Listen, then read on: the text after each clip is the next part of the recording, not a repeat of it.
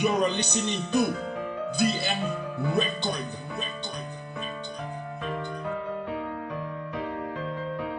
Siglos Pamillas Productions.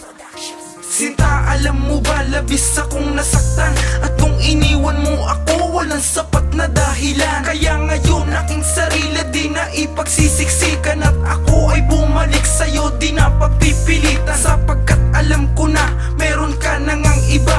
Pero aking aaminin na minahal kita. Kahit na mahirap tanggapin ay aking kakayanin. Na ang isang katulad mo'y di na magiging akin. At hindi na maibabalik ang dating masaya, pagkat ikaw ang siyang nagkulang, kaya sana mapuna. Pero salamat sa lahat, at kahit na nagkaganon, ang puso kong iniwan mo ngayon natuto ng bumangon. Bakit kung sino pa ang siyang marunong magmahal ay siyang madalas maiwan nang hindi lamang dahilan? Bakit kung sino pa ang siyang marunong magmahal ay siyang madalas maiwan nang hindi lamang dahilan? Sayang lang ang pagmamahal na inalay ko sa'yo.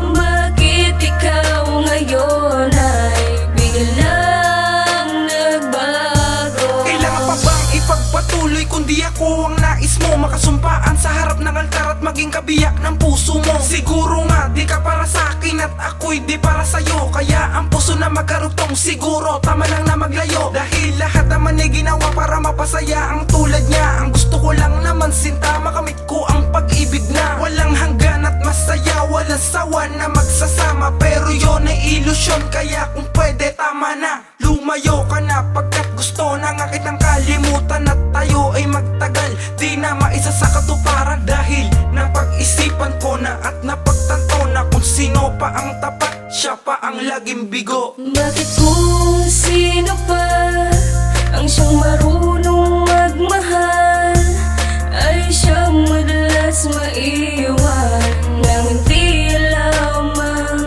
dahilan? Bakit kung sino pa ang siyang marunong magmahal ay siyang madalas maiwan nang hindi lamang dahilan? Sayang lang ang pagmamahal na inalay ko sa'yo.